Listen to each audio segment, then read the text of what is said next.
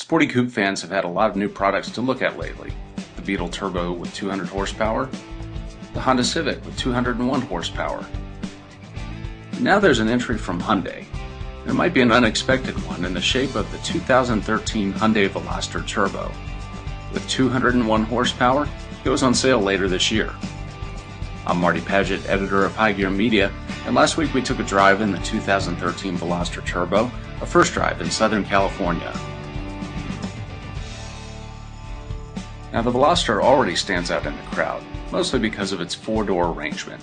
That's two doors on the passenger side, one door on the driver's side, and a hatchback in the rear. Now what it gets to distinguish itself from the standard Veloster are 18-inch alloy wheels with chrome inserts. It also gets projector headlights with LED accents.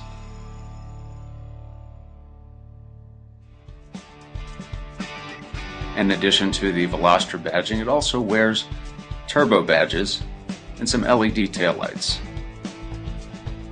The Veloster Turbo also gets its own front fascia, fog lights, and some unique ground effects treatments. There's also a first ever matte paint finish. It's a $1,000 option and comes with its own hand wash care kit. With 201 horsepower, the Veloster Turbo is about the equal of the Civic Si and the Beetle Turbo. It comes with either a 6-speed manual or a paddle-shifted automatic. However, there's no dual clutch transmission as in the base Veloster. With a relatively low curb weight of about 2,800 pounds, the Veloster Turbo is good for a 0 to 60 mph acceleration time of under 7 seconds.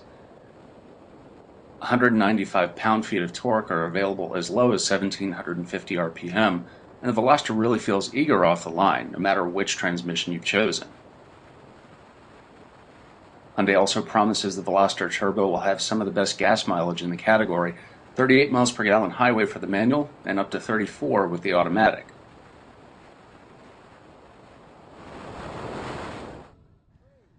Straight line performance with the Veloster Turbo is excellent. There are some differences though when you compare it with the independent suspension that other competitors have. The Veloster has big 18-inch wheels, a short wheelbase, and the rear suspension is a V-beam axle. It's not quite as capable around corners and has plenty of understeer. Veloster's also always had some tight tuning to its electric power steering. In this case it builds up a lot of effort off-center, effort that doesn't naturally translate to the amount of steering force and cornering force that you're generating. As a result, the Veloster Turbo doesn't quite feel as nimble as a GTI, but it's still an impressive handling car, especially at its price.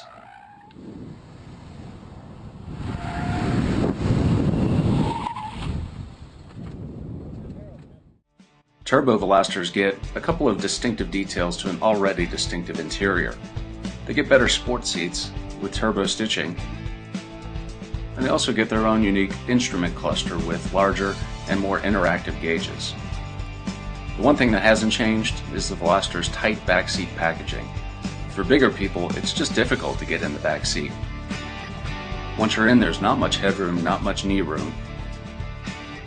Getting out can be a real challenge thanks to the diagonal door cuts.